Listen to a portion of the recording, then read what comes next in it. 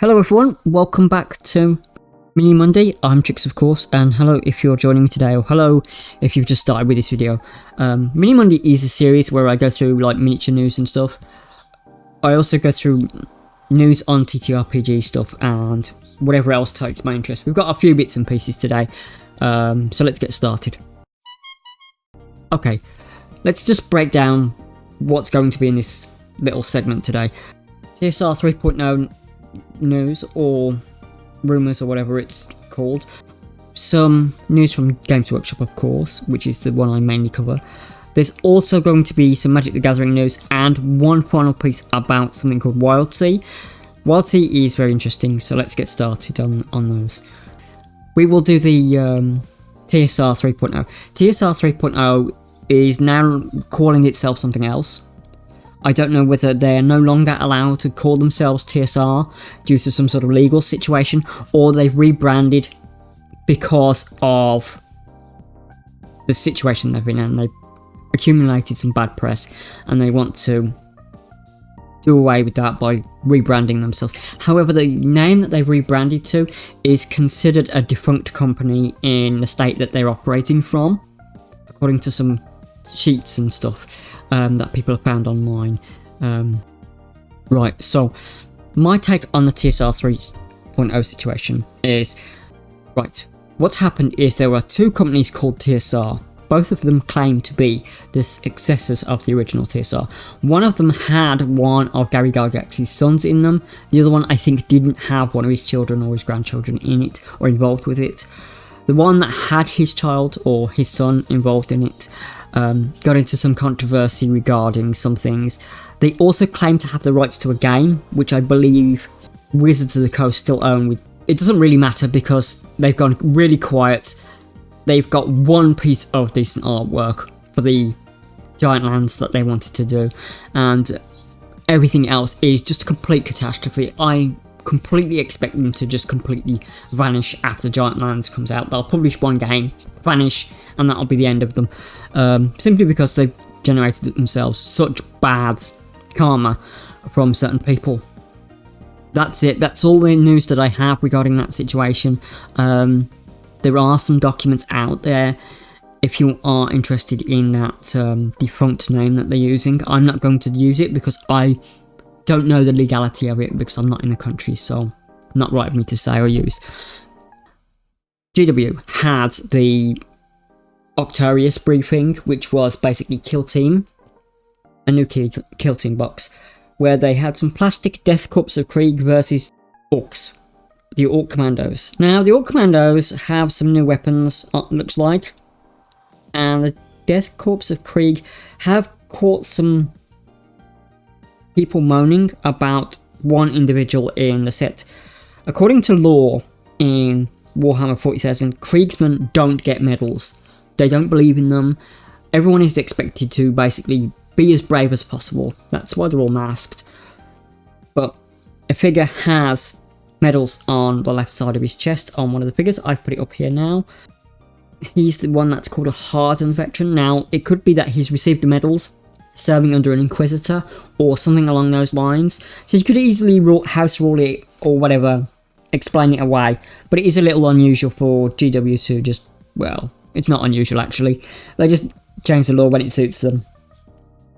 There is a bit of a meta miniature as well with the medic of the Death Corps. His medical supplies are on a sprue. Yeah, so he gets them on a sprue, he detaches them, and he yeah, there we go. It's a bit of meta commentary. The rest of it is just some orc terrain. Parts of it were included in the Speed Freaks box set that was available a few years ago. But the rest of it seems to be pretty new. It's okay. Personally, Kill Team is one of those things that are fine if you can get someone to play it with you. Or if not, then, you know, don't bother. I'm kind of interested in what the rules say, if the rules are a complete departure from the 40k rules, or if they're just derived from 40k rules. Going on from that, we had some more stuff on that preview weekend. We had Octarius the book, which has a picture of Tyranids on it, but there were no Tyranids shown at the preview yet. There was the Orc Kill Rig, which is probably the successor to the Weird Boy Tower that they used to have in Epic. There is the Hunter Rig, which is a sort of Squig Chariot. They're both Squig Chariots, both the Kill Rig and the Hunter Rig. Then we had the Beast Boss, which looks like a skin and bone armoured version of a Mega Armoured Knob or War Boss. Then we have Mozdrog Scrawlbad on the Great White Squig. We've seen him before basically, but okay. Then we've got the Beast Box. Then we've got the Beast Boss, who is basically the alternate build from that same kit that features Mozdrog Scrawlbad. Then we've got the Boys, which has a actual orc knob looking like an orc knob and not looking like some awful like weird mishmash of an orc boy and, well, he's got a weird torso. They've got weird torsos, the existing ones, but they fixed that situation with the latest one. So there's some orc boys. There are orc deathcopters, or deathcopters as they orcs would call them. Brand new models, the first time that they've had models since what, 5th, 6th, something like that. So we've got those. They look very similar to the old models. But please fly me closer, I want to stick them with my stabber. Then we've got the Big Ed Boss Bunker, which is an orc fortification. It's alright. Then we had a very blurry, very blacked out picture of a Black Templar, or probably the Empress Champion, standing over some sort of reliquary. This is the only picture that I could get of it. It's completely dark, so you're gonna have to alter your contrast settings to try and get anything out of it. But there we go, the Black Templars are back. They are one of the less boring versions of Space Marines, in my opinion. That's all the news from GW, except one piece. The Beast Snaga box is available from Saturday, so be prepared to wait in a queue. Right, after that, last piece of news that I want to talk about is a game that I have shown a deep interest in before. I've tried to discuss it a couple of times with a few people.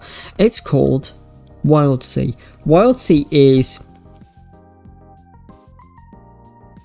a sort of post-apocalyptic adventure, but imagine if all the trees and all the plant life just grew out of control and that was the cause of the apocalypse. However, it doesn't have to be dystopic, it can be set on another world.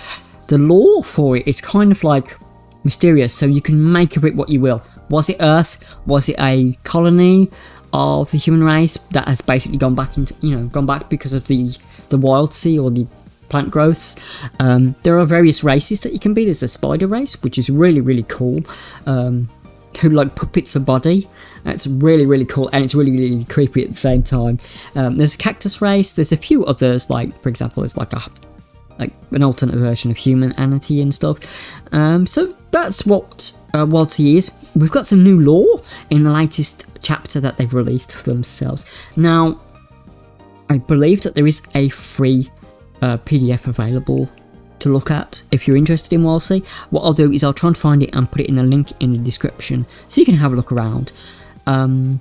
Also, I want to just say that there is a Terminator RPG. I was talking about it last night on Twitter, so what I'm going to do is I'm also going to include the link for DriveThru RPG for the free taster guide of the Terminator RPG.